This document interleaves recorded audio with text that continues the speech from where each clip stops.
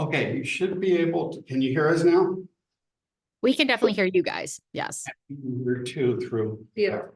Okay. All right, go for it. We're recording and I think we've managed our little hiccup here Okay. for now. Wonderful. Well, it is great to see you all both in Zoom and those of you who are kind of joining in one fashion or another there in the room. My name is Michelle Thornton and I will be presenting today. And I'm so excited because this is our kickoff officially of Access, a Quest Towards Inclusion. I'm going to tell you all what that's about, give you some sneak peeks into this really fun, exciting new course that our campus has put a ton of effort and a lot of collective energy into developing over the last year. I am going to go ahead and share my screen. I did pop the slide deck into the chat box, so you'll be able to reference that later on. But of course, also, if anybody's having trouble hearing, hopefully the recording will be available soon as well. We can kind of follow along that way. So I am a professor in the School of Business, but I've also been a big part of our work group on accessibility practices, who's really the, what I would say, kind of the impetus behind this work. And I want to give everybody just a little bit of background and context to understand kind of where it came from, what sort of the roots are of this project. And then we'll make sure that you have a good understanding of how you can either get involved or take advantage of the pilot that we are kicking off today. So let's get at a little bit of what this is. So we believe pretty strongly at Oswego that access is foundational to our mission, as well as a big part of how we think about DEI on campus. One form of access that we're really trying and working diligently to address is removing digital access barriers. And this is both for folks with disabilities, non-native English speakers, or anybody that's experiencing kind of temporary or situational disabilities that are creating barriers.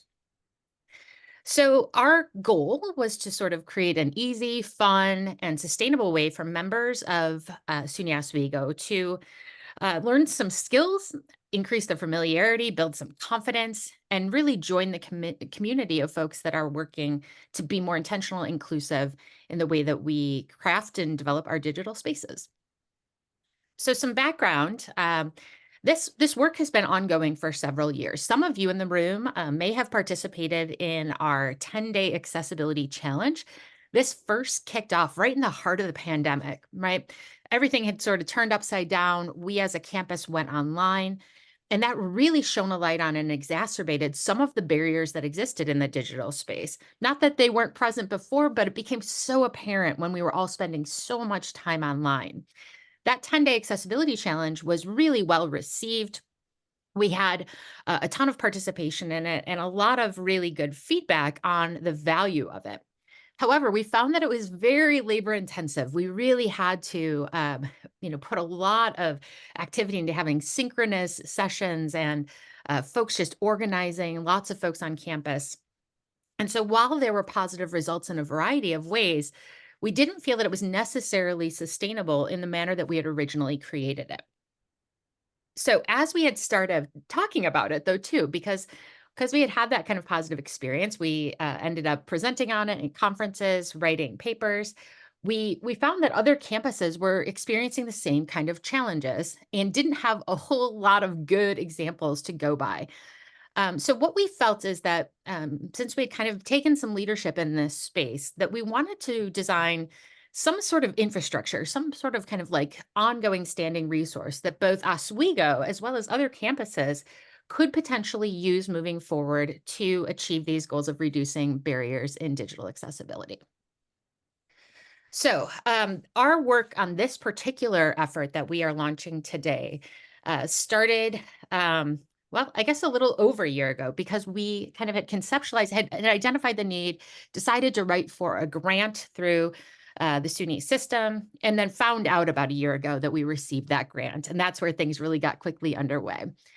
We came together to kind of last summer to really do the foundational work of designing the tool that we are going to be sharing, and then have met ongoing over the school year to kind of keep fine tuning that and and really getting it into a place that we feel today is kind of ready for prime time for folks to engage with and see, start giving us some feedback on it. So the grant came through the IITG program. And then, of course, we had tons of support and matches from campus, from extended learning, from CTS, and from the library. So really, when I say that this was a whole campus effort, I can't stress that enough. I've got just a list of the names here. You see faculty, you see staff, you see administrators, but also students have been involved in this work, both undergraduate and graduate. And just all kinds of different offices across the campus have been part of making this happen. So, which has made definitely an easier lift, but also really exciting just to see the groundswell of support behind the project. The kinds of things that we use the grant funding for, a big part of it was the content creation. So having faculty work in sort of their non-contract time last summer to develop it, but also to support those students as TAs in their work on it as well. And the last part of it, we're kind of working to create some promotional materials and some other kinds of things that just support the project overall. One thing I'll say is that it's interesting because I think oftentimes as faculty, we work and we develop our curriculums or our content independently, usually. As a group, we decided that it made a lot of sense for us to have some dedicated time where we came together and worked on that collectively. So I think for many of us, this was an unusual experience, but one that we found was incredibly useful in creating a really high quality product that felt cohesive, even though you had so many different people working on it. So we called these content camps, and we spent our time in the library last summer, and we would be on the computers working together. We were able to share out our kind of ideas, our examples, our videos, and get feedback real time from everybody that was in the room. That sort of focused time, I think, allowed us to get a really strong foundation going, but also created a lot of synergy. And really, honestly, it was just fun. It helped us continue this kind of theme around building community in the space of inclusivity and accessibility on campus. So with all of that kind of foundation set for you and an understanding, I do want to give you a little bit of a sneak peek at what the course looks like. So there's a few sort of important principles that we felt would kind of frame out our approach to this course. We wanted it to be online and asynchronous and to deploy it in Brightspace. So one thing that's important to note here is that since SUNY has gone to using Brightspace across all of the campuses within the system, that gave us sort of a signal that perhaps we could create something that could be easily deployed, not just within Oswego, but also to other campuses as well, if we created it using that tool. It also would allow us to kind of model some of the features within Brightspace and sort of work within that system that we're delivering a lot of our online content in. We wanted to make sure that we were minimizing any sort of ongoing manpower. So we have features like a self-enrollment tool where people can go ahead and just automatically sign up for it, as well as many things like auto grading of assignments and things like that. It was important to us that we were linking out to as much as we could to sort of either our own resources or other best practices that are regularly updated to make sure that those things, again, that kind of fed into the overall work processes as opposed to having to update things in multiple places. We wanted to really make sure that this looked professional and that we had some high quality videos. So we had a videographer working with us all year long.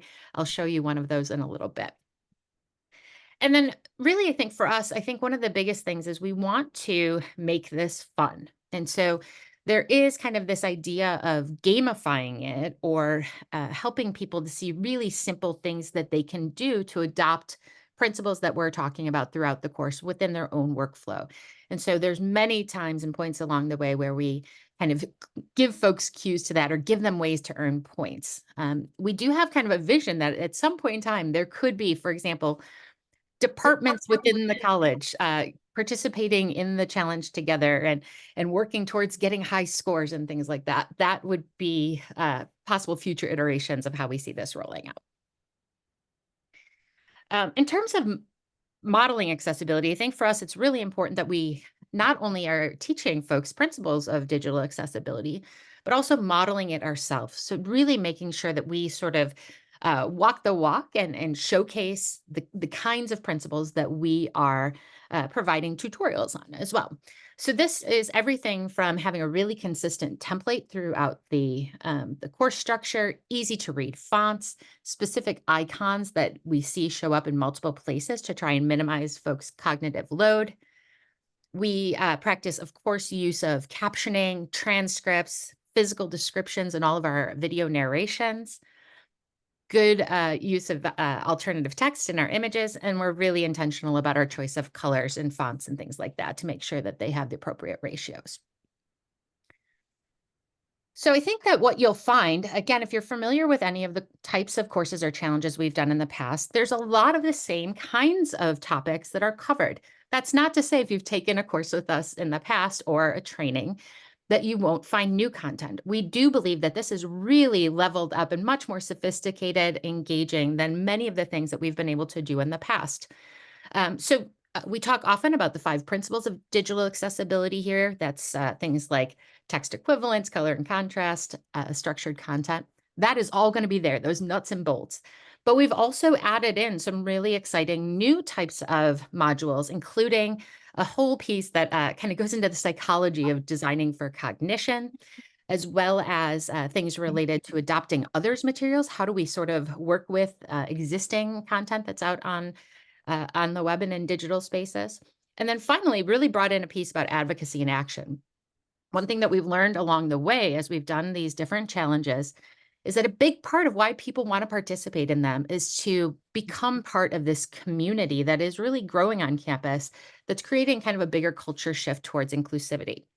So that last piece really speaks to that and helping people understand how these digital skills you might be learning also can kind of play this bigger role in that sort of growing attempt to create our campus in sort of through a more inclusive lens overall. So as I've been sort of alluding to, the first thing I'm going to do today is in terms of a sneak peek, I want to share with you one of our really high quality videos that was created.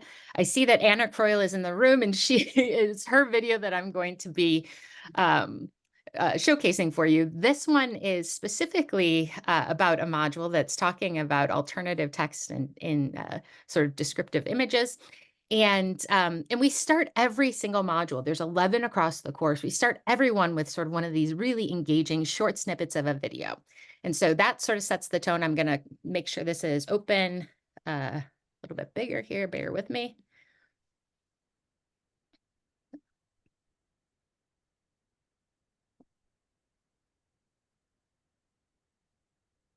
There we go. All right. I'm going to press play. Hopefully the volume will be all right and you folks can hear it okay on your end. The great content we share and provide should be accessible to every member of our audience. But how do you capture the meaning, context, or beauty of an image? Hi, I'm Anna Croyle, a data visualization specialist for institutional research at SUNY Oswego. I'm a white woman in my mid-20s with wavy brown hair. Text equivalents communicate the meaning of an image or visual in a different format, text, without solely relying on the image itself. A group of scientists use particularly poetic text descriptions to describe the beauty of images of space captured by the James Webb Space Telescope. A star field is speckled across the image. They range from small, faint points of light to larger, closer, brighter, and more fully resolved stars with 8-point diffraction spikes. The upper right portion of the image has wispy, translucent, cloud-like streaks rising from the nebula. In this module, we'll work together to develop clear, contextual text equivalents for visuals to create more accessible digital content. So I hope you get a sense. This is I think it's one of the most beautiful images that we've seen in terms of using descriptive text, and such a great example in terms of sort of how a scientist might effectively try and convey meaning behind an image that oftentimes, I know historically in the past, I might have just said decorative image, or something that is nowhere near sort of suitable for conveying the true meaning and understanding of what that image is really showcasing. These types of videos are meant to sort of tee up the main concept of each module. But then really what we see throughout each of the modules from that point on is really integrative activities and all different types of things to make sure that you have opportunities to practice the skill set, compare your notes with kind of best practices, and then ultimately submit assignments for points. So let me come back to my slides here. So with that, I do want to talk a little bit about kind of the actual pilot that we are in the middle of. So far, we've got 35 folks enrolled. I'm so thankful. I'm sure many of you in the room have enrolled in the pilot this spring. It starts officially today. So if you enrolled a week ago, if you haven't been back in the class, now every module is there. It's open. It's ready for you to start interacting with. And our goal is to run the pilot for the next few weeks till the end of the spring breakout session. Now, that doesn't necessarily mean that we think that 3 weeks is the time that everybody must always use to go through this coursework. I think that it is certainly self-guided and self-paced. But for us, in terms of trying to gather some data and use parts of the summer to then refine and continue working on this, we're using the container of the spring breakouts as sort of our start and end time. We do think that although there are 11 modules, that this is a reasonable amount of time to get through the amount of content that we have there for folks. But at the same time, that's one of the things we're trying to understand is how long it's taking people to complete the work and any challenges that they're running into in terms of navigating the content that we're sharing. So there are a few different points of time that we will be sort of checking in over the pilot period, which wouldn't necessarily be happening when we are doing a more sort of like ongoing asynchronous running of this course. But for now, since we're still trying to make sure that we've got it right, and when we're in a period where we can, in a more controlled environment, make changes, we're really thankful for anybody that's willing to participate in that pilot. And if anybody's here today and has not enrolled in it, I am happy to talk for a moment here about what it's like to self-enroll and how that all works. I do want to just note the fact that an asynchronous format for learning isn't everybody's favorite. And we know that that's true. I think that there is a growing interest in asynchronous learning. But at the same time, we also have at least attempted to continue offering some additional accessibility related sessions during spring breakouts that are more synchronous, such as the format today, but also a few others coming up that I want to draw everyone's attention to. Tomorrow at 9 in the morning, we've got Exploring Ramps. This is with Sean and Rebecca. This is a model that they'll be sharing about really key actionable ways that you can kind of get involved in promoting accessibility on campus. And then in a few weeks, we've got our Accessibility Fellows Roundtable. And so if you aren't familiar with the Fellows, they are a group of folks on campus who are dedicated to not only sort of ensuring that their coursework is accessible, that they are working with and developing for their students, but really acting as ambassadors across campus for accessibility. So our newest group of Fellows is going to be sharing some of their experiences, but we're also kicking off the sort of recruitment for our next round of fellows at the same time. So those things are coming up. The last thing that I want to just share and show is that I'll put this into the chat. This is our sign up page of how you can join the pilot if you have not yet. Let me find my chat. So that link is now in the chat as well. This brings you to our landing page, and this through here, you can learn a little bit more about the course. But then when you get to the bottom, you've got the self-enrollment instructions here. And that's really where you want to start. Really, you're going to go through Brightspace to do it, but there's a kind of step-by-step set of instructions I will show you through here that walks you through finding the Discover tool now, and then being able to then join that course. There is no cost to anybody to participate in this, and it is not a credit-bearing course. So this is, there will be a certificate you receive at the end of this, but this is, we should consider this professional development. The last thing that I will say about that is that we have had a few people run into some weird sort of snafus with the self-enrollment process. It goes through this Discover tool, And we've found, for example, one hole in the system is that if you've worked for a different SUNY prior to working at Oswego and they didn't have Brightspace Discover, we have to sort of reconfigure your account to make sure you get that. So if anybody goes through these self-enrollment instructions and you find yourself something not matching up exactly, please let me know and I will be happy to, make sure you get to the right place.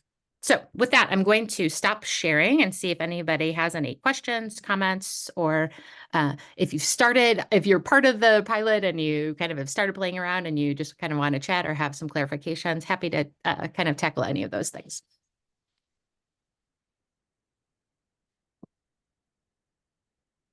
I have a question. Yeah. We second. Oh, no. We have the technicians.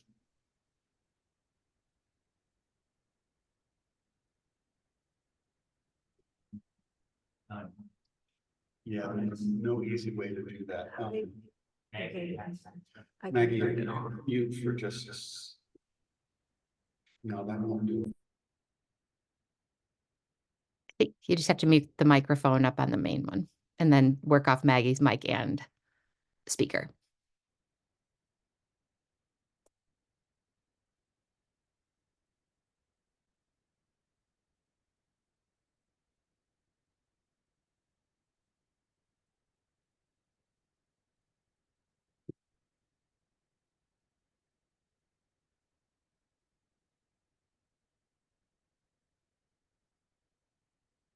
The technical challenge is, we've found ourselves with a digital barrier. Now, go ahead. Okay, this is Allison, AI Office of Learning Services. I started the module this week, module 1, and one of the checklist items was to download Grackle Docs into Google Drive. And it said that I already had it installed and I cannot find where it is. Okay. Yeah. So great news that you already have it installed. I guess that's the first thing, right? In terms of how it operates, is that if you hadn't had it installed, right, it sort of overlays on top of your Google Docs. So what that means is that if you were to now that you know that you have it, if you were to go and create a Google document, then there are checkers that are within that document that you'll be able to use in that Google Doc. So it's not its own, like once you download it, it's not its own separate software tool. It is sort of baked in then to the Google Docs. And you will be sort of walked through in some upcoming modules, then how to use that for your setup. So essentially you were a little bit ahead of the game because you had already had it. It's perhaps the version that you have. Not everybody's computer had it already downloaded into it. So feel free to check the checklist item off, and then you'll be ready to go once we get into the structured content module where you'll be asked to use it. Thank you. Rather taught how to use it. So Maggie showed me where to find it in extensions. perfect. Other questions or comments? Could I ask Michelle? Yeah, go ahead, Rebecca. So I'm signed up for the course. I haven't started it yet, but I'm very excited about it. I wonder too, and I assume in the course I'll be able to sort of submit some of my items I'm developing for my courses, and I hope get some feedback and everything. I wonder if as part of the larger conversation on campus you're all having, if there's any sense that you could develop a type of like assessment service where I could I just hand someone knowledgeable on campus, like my whole course, and perhaps have someone just do a diagnostic and prioritize for me. Okay, listen, this is, when you go to remake things, prioritize this, the alternative text for images are where you will get the most bang for your buck in your future revisions. And then a year later, I'll have that under control. And then I could work on something else, right? I mean, I have Grackle, I do a lot of stuff already. And that's awesome. And so then it's a sense of well, what's going to be the next best step to continue to enhance the accessibility of my courses? Yeah. I need a consultation. Yeah, so I have lots of sort of responses to that about how we can support you. So the first thing that I would say is from a resources perspective, there are different groups of folks on campus that sort of are able to provide you with that exactly like that one-on-one support. So the first place would be if there has been an accessibility fellow in your sort of sphere of influence, anybody current or previous. They are sort of part of their charge is to work with other faculty members and kind of in that, in my case, right, in management and marketing, my department, I'm kind of that go-to person. That's the first thing, like the closest person to you, right? Now, knowing that faculty are all busy and that can get crazy, you also can reach out to the work group on accessibility practices or our instructional designer team. All of those groups can help. The other thing, though, that I want to just draw your attention to, if you're not familiar with, there is sort of like a first step of that, which is Blackboard Ally. I'm sorry, Brightspace Ally. So this is a tool built in that gives you that checklist that you're talking about that sort of says, here's all the accessibility problems. And so we've got a handful of different recorded sessions on how to do that and how to sort of take advantage of that tool, because that would give you that first look without having to like make an appointment with anybody and sit down with it. So that at least gives you some clear actionable things to say like, hey, these couple of PDFs you've gotten here, or these, you know, pieces of information, but that presumes that you are, for me, that works. I teach all online, right? And for if you're looking at trying to make materials accessible that are outside the scope of Brightspace, then that doesn't necessarily serve you for that same purpose. So the answer is yes. I would say that we aren't at a capacity place where we can be like the perfect concierge for everybody. Like if everybody on campus was like, here's my 4 classes, can you help me with these? But in terms of developing some resources and relationships there, we can definitely get you on your way and help you kind of figure out where your best efforts would be served. Thank you. I love that. I love that a lot. It's a matter of like, you know, figuring out what I don't know, right? I mean, I can do the PDFs now. I can do like, I've been following you for years now and I appreciate all of it. And so then it's like, but like, what don't I know to help me with that? So I appreciate that. Thank you. Great. The other thing I would say is I love that that's sort of your mindset about it, right? Because I think even those of us who are doing this work a lot find ourselves that we're kind of in that constant improvement as well, right? And we'll run into things where we're like, this is a thing in my course that I've never been able, I know this is not accessible as it is, and I haven't figured out how to sort it out. But then we learn about a new technology or somebody comes up with a new resource for it or a workaround, and then we can kind of go back through and add in those new versions. So each of us that I think that are really deep into this work do see it as sort of what's that next step? What's the next bite that we can, you know, chew off to continue trying to make things more and more accessible without sort of the expectation that we're all shooting for perfect straight out of the gate, because any improvements are definitely going to improve the overall experience. Other questions or clarifications?